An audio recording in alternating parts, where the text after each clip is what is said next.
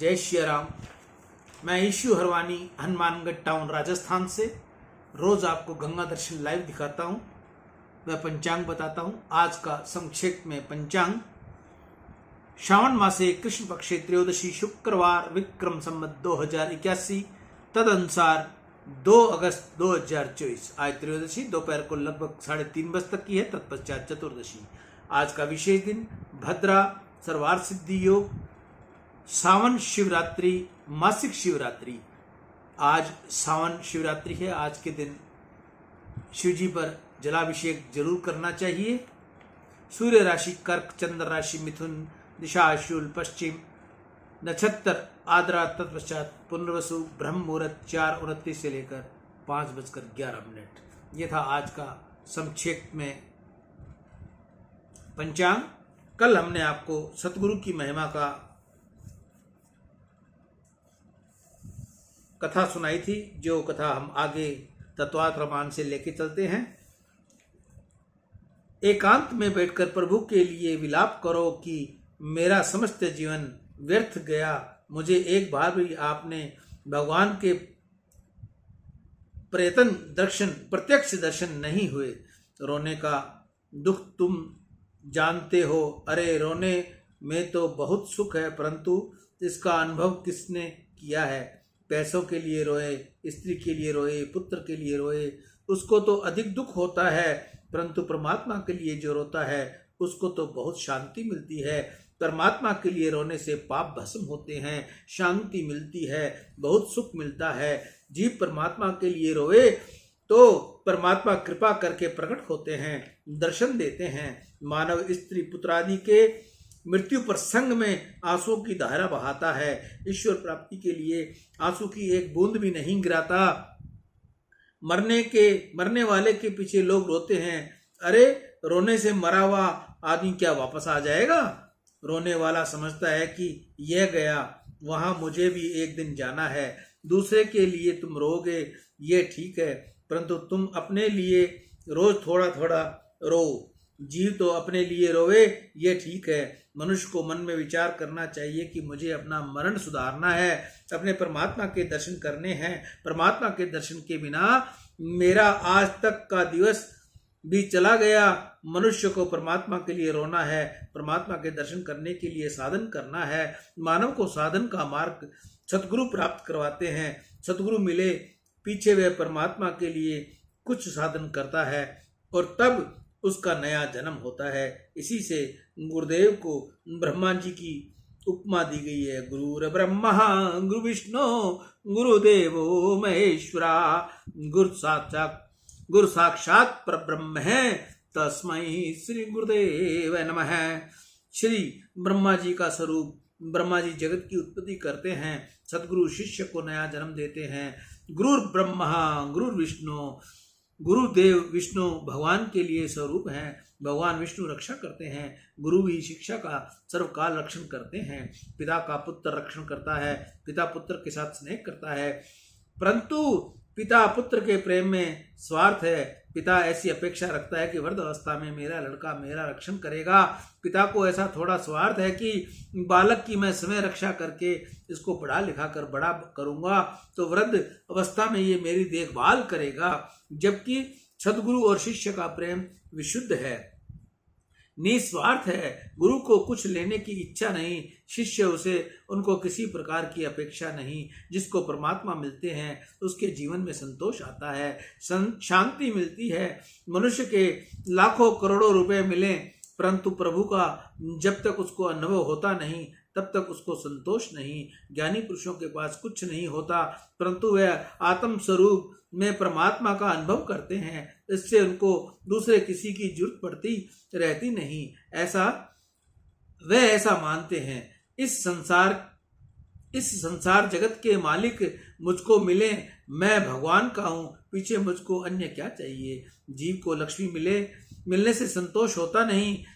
उसको जब लक्ष्मीपति मिलते हैं तब जब परमात्मा का अनुभव होता है तब संतोष होता है। सदगुरु की ऐसी इच्छा होती नहीं कि शिष्य मुझको कुछ दे। सदगुरु तो शिष्य को देने की इच्छा रखते हैं। सदगुरु की ऐसी भावना होती है कि मुझको जो मिला है वह मुझे शिष्य को देना है, मुझे इसका कुछ लेना नहीं। बाप जन्म भर मेहनत करता है, पुत्र के लिए ही इकट्ठा करता है। पिता की ऐसी इच्छा होती है कि मेरा पुत्र सुखी हो, मुझे इसको अपना सर्वस्व देना है, परंतु साथ साथ भविष्य में पुत्र मेरी देखभाल करेगा, ऐसी आशा रखी जाती है। सतगुरु सदा शिष्य का कुछ भी लेने की इच्छा रखते नहीं, परंतु समय सर्व से उसको देने की इच्छा रखते हैं। शिष्य मुझको कुछ दे, मेरा कुछ काम करे, ऐसी इच्छा सतगुरु की होती नहीं। शिष्य को यह चाहिए, गुरु को सर्वस्व दे, गुरु को ऐसा चाहिए, शिष्यन से न कुछ ले। शिष्य मेरा कुछ काम कर देगा, ऐसी इच्छा जिसकी होती है वह ईश्वर से कुछ दूर है। पिता पुत्र के संबंध की अपेक्षा भी गुरु शिष्य का संबंध अति दिव्य है। एक गुरु शिष्य जंगल में रास्ते में कहीं जा रहे थे। रात्रि हो गई, अंधेरा हुआ, वे वृक्ष के नीचे विश्राम करने लगे। रात्रि को जप तप करके गुरु शिष्य उसी झाड़ के नीचे सो गए। सतगुरु की निंद्रा अल्प थी। तत्व गुण बढ़ता है तो निंद्रा कम हो जाती है। बहुत से साधु रात्रि को 2-2.5 बजे बाद सोते नहीं, जाग जाते हैं। जागने के उपरांत शैया पर लेटे नहीं रहते, उठकर आसन पर बैठकर ध्यान करते हैं। भक्ति ब्रह्म मुहूर्त में ही होती है। भक्ति का आनंद दिन में बराबर मिलता नहीं, रात्रि को ब्रह्म मुहूर्त में ही मिलता है। नया या निशा सर्वभूता तस्या जागृति संयमी, वस्याम जागृति भूतानि सा निशा पश्यन्तो मुने। संसार की रात्रि संत का दिवस होता है। संसारी जब सो जाते हैं तब अंधेरे में संत जागते हैं। निंद्रा तपोगुण का धर्म है। तपोगुण बढ़े तब निंद्रा बढ़े, सत्व गुण बढ़े अर्थात निंद्रा घटे। गुरुदेव की निंद्रा बहुत कम थी। मध्य रात्रि को समय हुआ, सतगुरु जागे, शिष्य सोया हुआ था। सतगुरु ने ध्यान में बैठने की तैयारी की कि इतने में एक सर्प दौड़ता हुआ आया और शिष्य के पास जाने लगा। सतगुरु को आश्चर्य हुआ। सर्प को रोककर उन्होंने पूछा, भाई तुम कहाँ जा रहे हो, क्या करोगे? सर्प ने कहा, महाराज ये तुम्हारा शिष्य मेरा पूर्व जन्म का वेरी है। पूर्व जन्म में इसने मुझे मारा था, इसलिए अब मैं इसको मारना चाहता हूँ। इसको मैं काटूंगा जिससे ये वह मर जाएगा। सर्प जहरीला होता है अवश्य है, परंतु वह वेरी को ही मारता है। परंतु मनुष्य तो किसी किसी समय बिना कारण दूसरे को मारता है। मानव अनेक प्रकार का सर्प से भी अधिक जहरीला हो जाता है। जहर 1000 मनुष्य बैठे हों, परंतु सर्प जो शत्रु होगा उसी को डसेगा। सर्प जिस किसी को हरेक को डसता नहीं,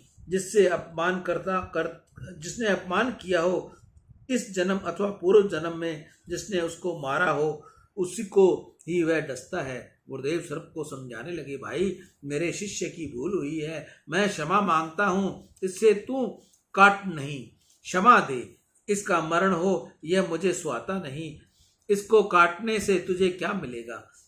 गुरुदेव सर्प को समझाने का प्रयत्न करते हैं, परंतु सर्प मानता नहीं। उसने कहा, महाराज तुम्हारा यह ज्ञान मुझे सुहाता नहीं है। अपने वेरी को मैं डसूं और वह तड़प तड़प कर मरे, ये देखकर मैं प्रसन्न हूँ। किसी को दुखी न राजी होता है, वह दूसरा जन्म में सांप अथवा बिच्छू बनता है। सर्प और बिच्छू का ऐसा स्वभाव है कि कोई रोता हो तो उसे देखकर प्रसन्न होते हैं।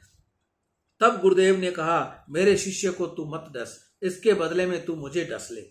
पुत्र को यदि सांप डसने जाता हो तो बाप क्या वहां खड़ा रहेगा? बाप ऐसा कहेगा, क्या है कि इसके बदले में तू मुझे डस ले। बाप तो किसी भी प्रकार वहां से भाग जाएगा। परंतु गुरु शिष्य का संबंध इतना दिव्य है। गुरुजी ने सर्प से कहा कि मेरा कोई भी काम बाकी रहा नहीं है, मेरे मन में कोई विकार वासना नहीं है, मेरा मन शांत है, शुद्ध है, निर्विकार है, मुझे परमात्मा का अनुभव हो चुका है, मैं प्रभु का स्मरण करने बैठा हूँ। तू मुझे डस ले, मेरा मरण मंगल में होगा। मैं सिद्ध हूँ, सिद्ध मरता है तो उसका मरण मंगल में होता है। वे तो प्रभु के चरणों में लीन हो जाते हैं, परंतु मेरा ये शिष्य अभी साधक ही है, यह भी साधना करता है, इसको अभी परमात्मा का अनुभव हुआ नहीं। प्रभु के दर्शन बिना ये मरेगा तो इसका मरण बिगड़ेगा। तू इसको काट नहीं, मुझे काट ले। जीवन मरण सतगुरु सुधारते हैं, जन्म मरण त्रास से छुड़ा दे वे ही सतगुरु है। गुरुर बहम शांति शिष्य विता प्रहार का, से गुरु दुर्लभो लोके शिष्य संताप हार कर।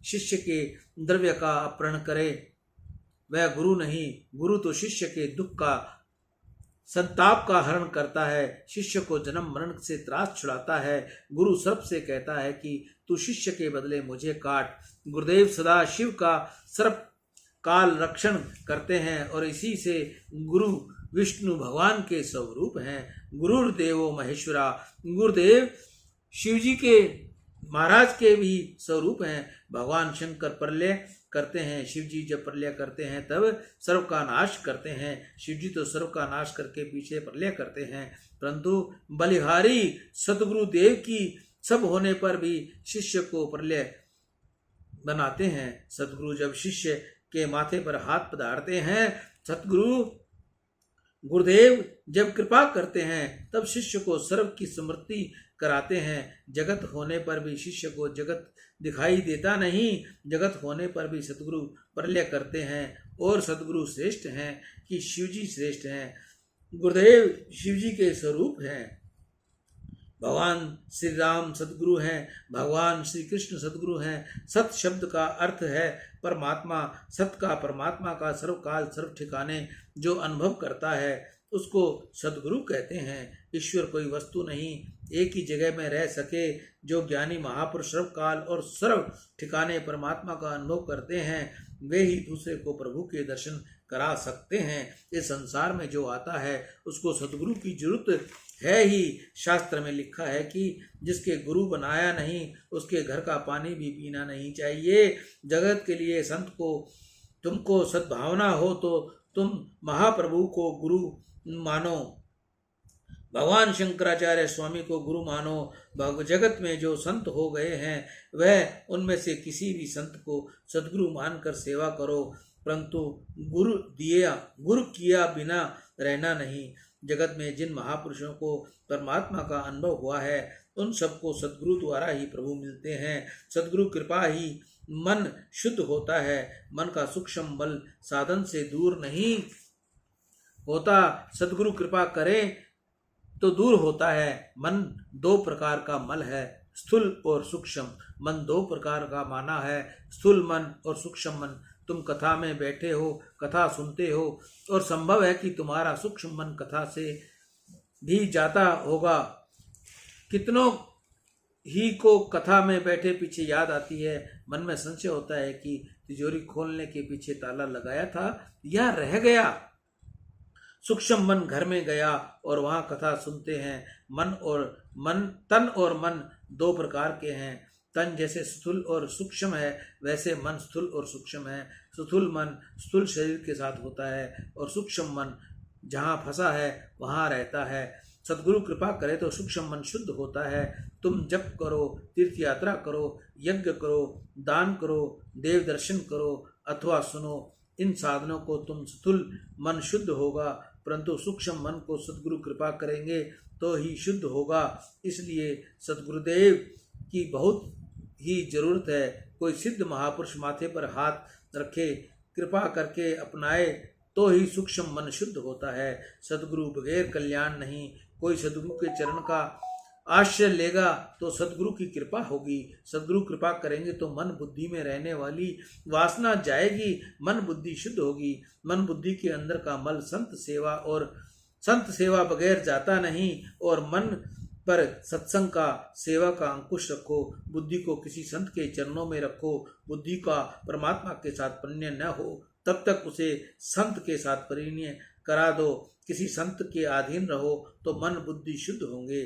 संत वे है जो मन को सुधारे, संपत्ति देकर शिष्य को सुखी करे, वह सतगुरु नहीं। जो शिष्य को मन को सुधार कर शिष्य को सुखी करे वही सतगुरु हैं।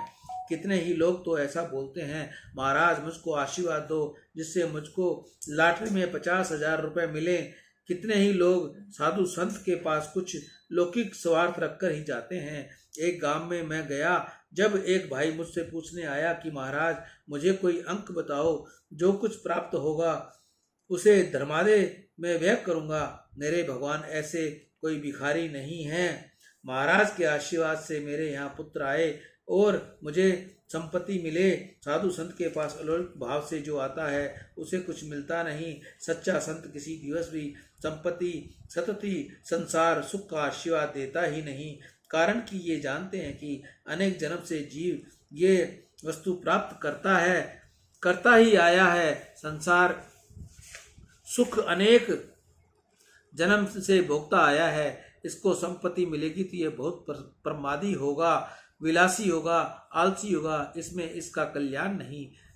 अहित है सतति, संपत्ति, संसार सुख, ये विषयानंद है। विषयानंद संत देते नहीं, संत तो भजना नंद है। संपत्ति देकर सुखी करे ये काम संत का नहीं। सच्चा संत संपत्ति देता नहीं, सन्मति देता है। जो विकार वासना का नाश करते हैं, प्रभु के मार्ग में ले जाते हैं, भक्ति का रंग लगाकर सुखी करते हैं, वे संत हैं। जिसके संग में आने से तुम्हारे मन का संकल्प विकल्प, मन का विकार वासना का नाश हो, प्रभु में कुछ प्रेम जागे, तो मानना कि ये संत है, सतगुरु हैं। सतगुरु सदा शिष्य का स्वभाव सुधारते हैं। सतगुरु सदा शिष्य के मन को सुधारते हैं। उनके मन में रहने वाले विकार वासना का विनाश करते हैं, उनके पापों को छुड़ाते हैं और उसको भक्ति रस का दान करते हैं। सतगुरु की कृपा से ही मन स्थिर रूप से शांत रहता है, बुद्धि में विवेक जागता है और ज्ञान में स्थिरता आती है। संत बोलकर ही उपदेश देते हैं,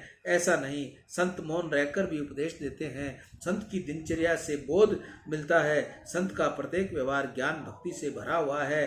संत संसार में जो भी आता है उसको सतगुरु की जरूरत है। संसार में आने के पश्चात भगवान राम सतगुरु के चरण में बैठे हैं। भगवान कृष्ण ने संदीपन ऋषि के चरण पकड़े हैं। प्रभु ने गुरुदेव के घर में पानी भरा है, गुरुजी की सेवा की है। इसी से कृष्ण जगत गुरु कहलाते हैं, श्री राम जगत गुरु कहलाते हैं। श्री राम जी बहुत बोलते नहीं, परंतु राम जी की प्रत्येक क्रिया उपदेश में है।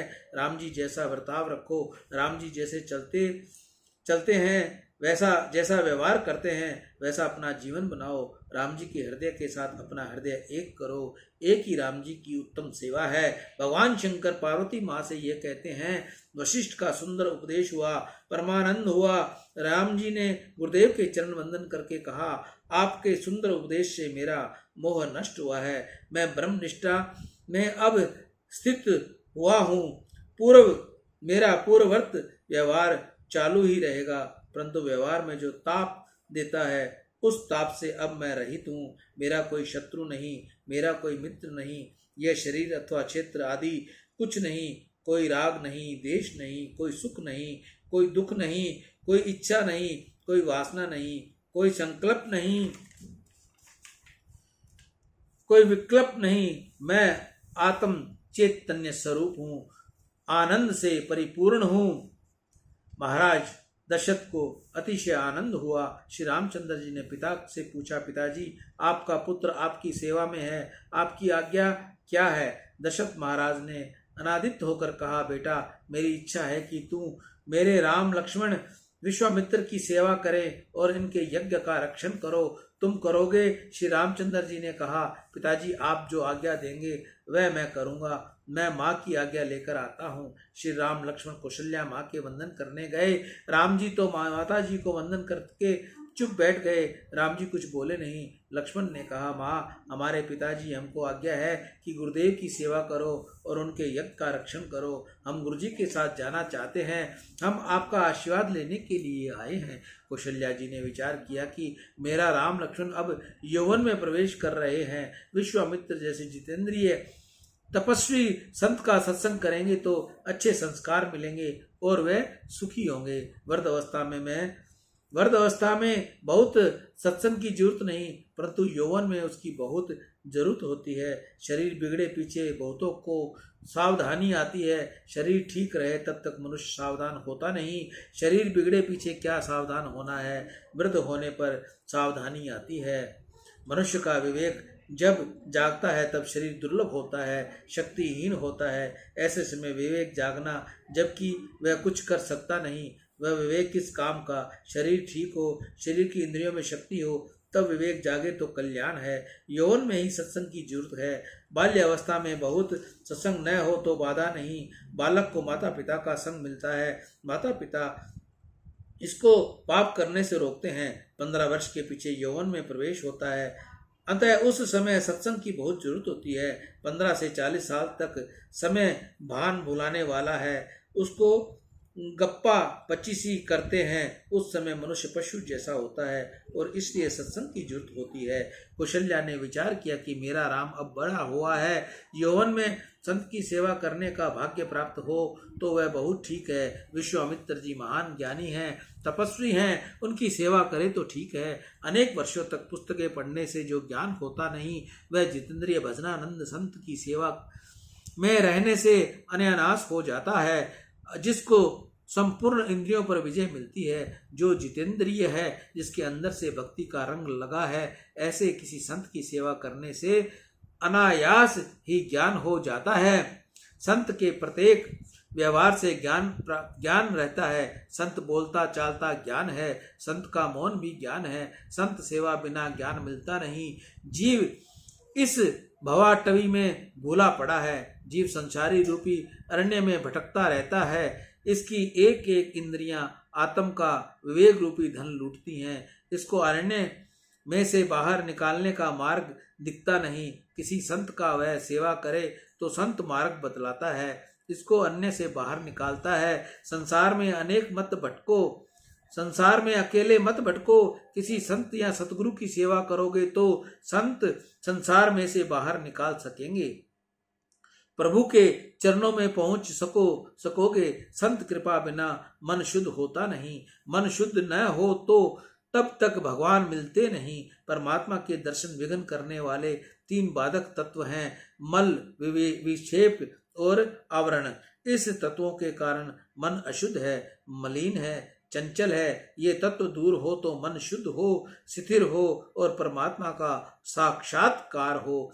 इन तीनों में से मल और विक्षेप ये दोनों जीव समय प्रयत्न करके अर्थात सावधान करके दूर करे, तब आवरण का भंग, माया रूपी पर्दे का भंग सद्गुरु करते हैं। अकेले साधन से अंतःकरण सदा के लिए शुद्ध होता नहीं। साधन करो परंतु सद्गुरु की कृपा बिना चलता नहीं। नामदेव महाराष्ट्र के महान संत थे, परंतु इनके मन में सूक्ष्म अभिमान घर कर गया था और भगवान मेरे साथ बातें करते हैं, ये विठोलबा जी के साथ बातें करते थे। एक बार ऐसा हुआ कि महाराष्ट्र के संत मंडली एकत्रित हुई, तब मुक्ताबाई ने गोरा कुम्हार के से कहा, इन संतों की परीक्षा करो, इनमें पक्का कौन है, कच्चा कौन है। गोरा कुम्हार ने सभी के मस्तक पर ठीकरा मारकर परीक्षा करने का निश्चय किया।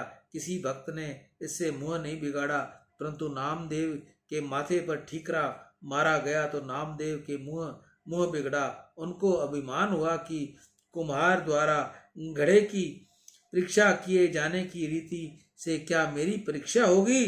गोरा काका ने नामदेव से कहा, सबका माथा पक्का है, एक तुम्हारा माथा कच्चा है, तुम्हारा माथा पक्का नहीं है। तुमको गुरु की आवश्यकता है, तुमने अभी तक व्यापक ब्रह्म का अनुभव किया नहीं। नामदेव ने विठोबाजी से फरियाद की। विठोबाजी ने कहा कि गोरा भक्त जो कहते हैं वह सच है, तुम्हारा मस्तक कच्चा है। मंगल बेड़ा में मेरा एक भक्त बिसोबा गेचर है, उसके पास तू जा, वह तुझे ज्ञान देगा। नामदेव जी बिसोबा खेचर के पास गए। उस समय बिसोबा शिवजी के मंदिर में थे। नामदेव महादेव जी की मंदिर में गए। वहां जाकर देखा कि बिसोबा गेचर शिवलिंग के ऊपर पैर रखकर सो रहे थे।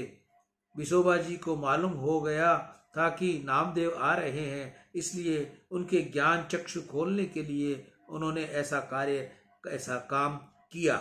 नामदेव महाराज नामदेव नाराज हुए। उन्होंने विशोबा को शिवलिंग के ऊपर से अपना पैर हटाने को कहा। विशोबा ने कहा, तू ही मेरा पैर शिवलिंग के ऊपर से उठाकर किसी ऐसे स्थान पर रख जहाँ शिवजी न हो। नामदेव जहाँ विशोबा का पैर रखने लगे वहीं वहीं शिवजी प्रकट होने लगे। समस्त मंदिर शिवलिंगों से भर गया। नामदेव को आश्चर्य हुआ। तब विशोबा ने कहा, गोरा काका ने जो कहा था कि तेरी हाड़ी कच्ची है वह ठीक है। तुमको हर जगह ईश्वर दिखते नहीं, विठोबा सर्वत्र विराजे हुए हैं। तू सब में ईश्वर को देख, भक्ति को ज्ञान के साथ भजो। नामदेव को सब में विठोबाजी दिखने लगे। नामदेव जी ने वहां से वापस आकर मार्ग में एक वृक्ष के नीचे खाने बैठे। वहां एक कुत्ता आया और रोटी उठाकर ले जाने लगा। अब तो नामदेव जी को कुत्ते के भी बिठुल दिखते। रोटी रूखी थी। नामदेव जी घी की कटोरी लेकर कुत्ते के पीछे दौड़े। पुकार कर कहने लगे, बिट्ठल खड़े रहो, रोटी कोरी है, घी चुपड़ दूं। नामदेव को अब सच्चा ज्ञान प्राप्त हो चुका था। नामदेव जैसे संत को भी ज्ञान प्राप्त करने के लिए गुरु बनाना पड़ा। कौशल्या जी ने विचार किया कि राम अभी यौवन में प्रवेश कर रहे हैं। इस समय यह विश्वामित्र जी जैसे गुरु की सेवा करें, इनका सत्संग करें तो बहुत सुखी होंगे। कौशल्या जी को आनंद हुआ। उन्होंने श्री राम लक्ष्मण को आशीर्वाद दिया और कहा, तुम्हारे पिताजी ने जो आज्ञा की है वही मेरी आज्ञा है। तुम्हारे पिताजी जिस प्रकार राजी हों वही तुम करो। माँ का हृदय प्रेम में पिघल गया। विश्वामित्र जी को कौशल्या माँ ने वंदन किया और कहा, गुरुजी, मेरे राम को तुम ले जाते हो, परंतु मेरा राम बहुत शर्मीला है। वह मेरी भी बहुत मर्यादा रखता है। मैं इसकी माँ हूँ, परंतु इसको भूख लगती है तब मुझको कहता नहीं मैं भूख लगी है। यह मुझसे भी मांगता नहीं। तुम मेरे राम लक्ष्मण को ले जाते हो। मेरा लक्ष्मण छोटा है। रोज सवेरे अपने राम लक्ष्मण को माखन मिश्री आरोगवाती हूँ। इनको माखन मिश्री आरोगने की रोज की आदत है। विश्वामित्र ने कहा, माँ तुम जरा भी चिंता मत करना। आश्रम में तो बहुत सी गायें हैं, रोज माखन होता है। मैं याद रखकर राम लक्ष्मण को रोज माखन मिश्री दूंगा। सियावर राम जय जय राम, मेरे प्रभु राम जय जय राम। आज की कथा सतगुरु की महिमा का यही विश्राम हुआ। कल हम आपको श्री राम लक्ष्मण का पहरा 34वां अध्याय 34 श्री राम लक्ष्मण का पहरा, ये हम आपको कल इसकी कथा का श्रवण कराएंगे। आज की कथा को यही विश्राम। सियावर राम जय जय राम, मेरे प्रभु राम जय जय राम। जय मंगल भवन मंगलहारी, द्रवौ सदस्य अजर बिहारी, दीन दयाल वृद्ध संहारी, हरहुनाथ मम संकट भारी, हरहुनाथ में संकट भारी। आज शिवरात्रि सावन की है। मैं माताओं बहनाओं से प्रार्थना करूंगा, हे मैया, आप जब जलाशय शिवजी पर धार चलाते हो तो उसी समय पार्वती जी के माथे पर आप धार चला देते हो, कार्तिक के माथे पर धार चला देते हो, नंदी महाराज के माथे पर धार चला देते हो। तो मैं आपसे आज हाथ जोड़कर ये विनती करूंगा, मैया ऐसा मत करो। आप पार्वती जी जो बैठी हैं, आप उसके सिर पर एक जल लोटा डाल देती हो। कभी आपने सोचा है एक लोटा आपकी सास बैठी हो, आपकी माँ बैठी हो या आपका कोई रिश्तेदार बैठा हो, उसके ऊपर डाल के देखो, आपको पता लग जाएगा क्या हो जाएगा। नंदी को लोग जल इसलिए मारते हैं कि नंदी अपना रास्ता छोड़ दे और हमें आगे रास्ता दे दे। आप जल नंदी के माथे पर डालते हो। गणेश जी के आप माथे पर जल डालते हो, तो आप ऐसा न करो। आप पार्वती जी के, नंदी जी के, गणेश जी के, कार्तिक जी के चरणों में जल चढ़ाएं। चरणों में जल चढ़ाने का विधान है, न कि माथे पर जल चढ़ाने का विधान है। तो आप ऐसा न कीजिए। आपके घर नंदी आए तो आप उसको कैसे भगाओगे? पानी का छींटा मारकर उसको भगाओगे। और आप मंदिर में बैठे नंदी, यानी आपको वो सब पत्थर लगते हैं। शिवलिंग के पर शिवजी महाराज खड़े हैं, आप उस पर जल चढ़ाते हो। कभी सर्प पर जल चढ़ा के देखा है? जब सर्प दिख जाए तो आप उसके आगे नहीं आओगे। तो कृपया माताओं बहनों से मेरी ये प्रार्थना है, आप ऐसा न करें। आप बिल्कुल ऐसा न करें। शिव जी का शिवलिंग पर ही विधान है कि आप जल चढ़ाओ। अगर आप बस्तर वगैरह सब सामग्री आरती पूजा की थाली लेके गई हो तो आप पार्वती जी के सिर पर जल चढ़ाओ, गणेश जी महाराज पर जल चढ़ाओ, कार्तिक महाराज पर जल चढ़ाओ। जल चढ़ाने के बाद उनको वस्त्र अर्पण करो, उनको तिलक करो, उनकी आरती करो, उनको भोग अर्पित करो, तब तो आपका अधिकार है उनको स्नान कराने का। अन्यथा आप उनके जल चरणों में चढ़ाकर अपने परमात्मा से अपनी क्षमा, अपनी भूल के लिए प्रार्थना करो। मैं ईशु हरवानी, हनुमानगढ़ टाउन, राजस्थान से, राम।